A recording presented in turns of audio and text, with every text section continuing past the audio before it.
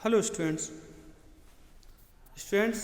आज हम योजना पद्धति के विषय में जानने का प्रयास करेंगे। जैसा कि आप जानते हैं कि हम पहले परंपरागत फिर आधुनिक शिक्षण पद्धतियों के विषय में जान रहे हैं। उसी क्रम में आज हम आधुनिक शिक्षण पद्धतियों में योजना पद्धति के विषय में जानने का प्रयास करेंगे। क्लियर? तो योजना पद्धति का अंग्रेजी में हम इसे प्रोजेक्ट मेथड या प्रोजेक्ट मेथड की संज्ञा का नाम देते हैं। तो प्रोजेक्ट मेथड क्या है? प्रोजेक्ट मेथड को समझने के लिए हम पढ़ लेते हैं।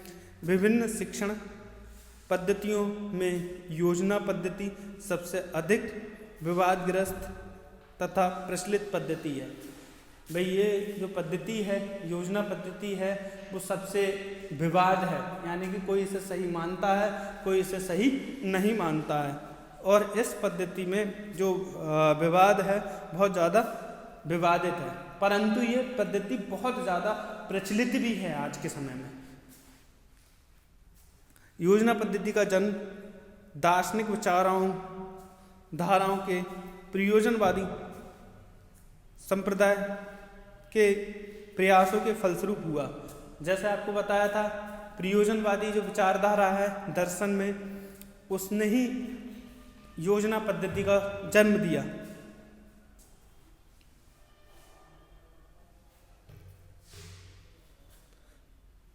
दर्शन से योजना की शिक्षा जगत में लाने का वास्तविक कार्य प्रमुख प्रयोजनवादी तथा शिक्षा शास्त्री जॉन डीवी का है। तो जो जॉन डीवी हैं, इन्हें योजना पद्धति यानी प्रोजेक्ट मेथड को वास्तविकता में लाने का श्रेय इन्हें ही जाता है। वैसे जॉन डीवी से पहले भी शिक्षा में कुछ क्षेत्रों में इस प्रकार की के नाम से प्रचलित थे, परंतु शिक्षा में विशेष रूप से सामाजिक विषय में शिक्षा में इसका रूप स्पष्ट नहीं था। जो इसका रूप था वो स्पष्ट नहीं था।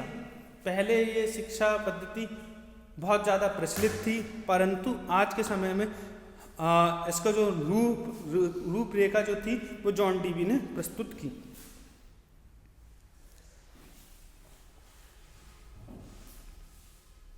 सन 1918 तक इसका रूप स्पष्ट हुआ।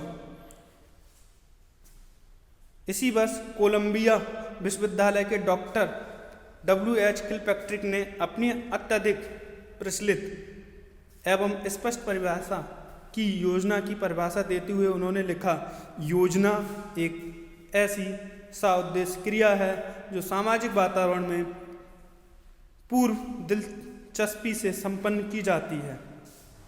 कहने का तात्पर्य है कि पहले योजना जो प्रोजेक्ट मेथड था वो केवल साइंटिफिक सब्जेक्टों के लिए यूजफुल था, परंतु सामाजिक विषयों के लिए ये इतना यूजफुल नहीं था। और इसे यूजफुल बनाने के लिए किलपैट्रिक ने भी, जो कि खुद एक प्रयोजनवादी थे, उन्होंने इसे स्पष्ट रूप से दिया कि जो व्यक्ति किसी भी सामाजिक विषय को पढ़ाता है और उसे पूर्व दिलचस्पी से पढ़ाता है तो वो एक प्लानिंग के तहत, एक प्रोजेक्ट के तहत उसे पढ़ा सकता है। क्लियर?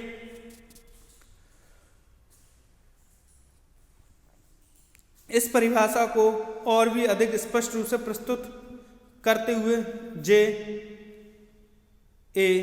स्टीवेंस ने लिखा है,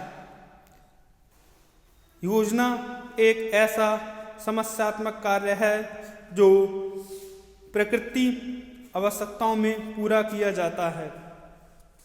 योजना का रूप स्पष्ट हो जानने के उपरांत शिक्षा क्षेत्र में योजना पद्धति पर्याप्त प्रयोग होने लगा।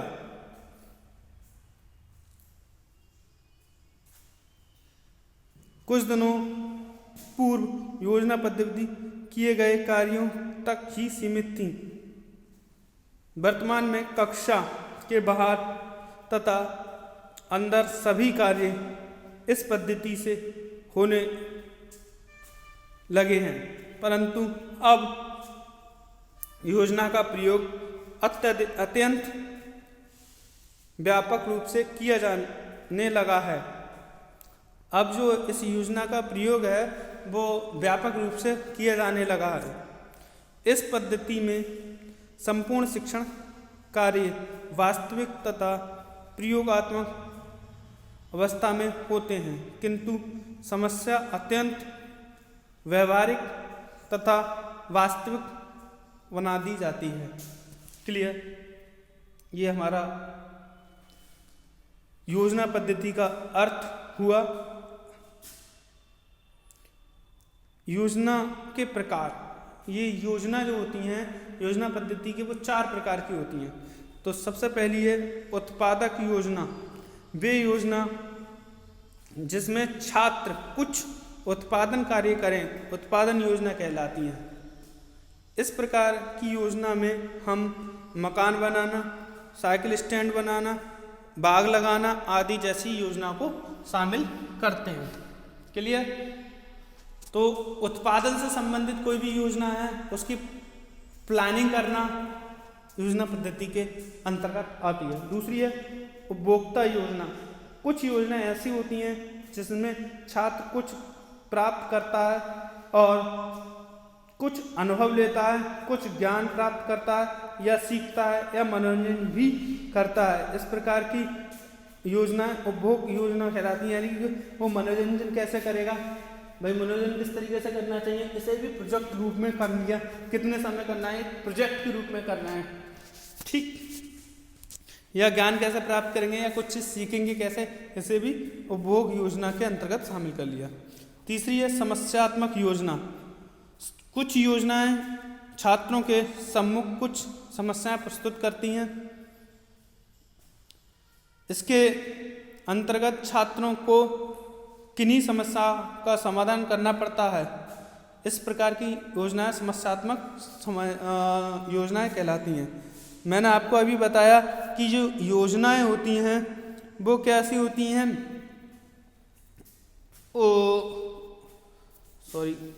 उत्पादन आ गई, हम ये पढ़ रहे थे समस्या। मान लीजिए कोई समस्या आ गई और उस समस्या का समाधान कैसे होगा, एक योजना बना के करना, एक प्रोजेक्ट बना के समाधान खोजना समस्यात्मक योजना कहलाती है। अनुशासनात्मक योजनाएं।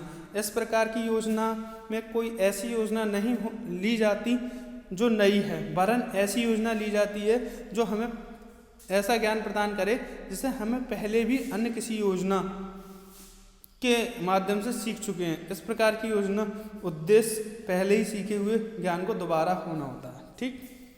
अब इसे जो वाणिज्य शिक्षण है, हमारे जो सब्जेक्ट है, उसके अंतर्गत इसे किस तरीके से लिया जाएगा। वाणिज्य शिक्षा एवं योजना पद्धति।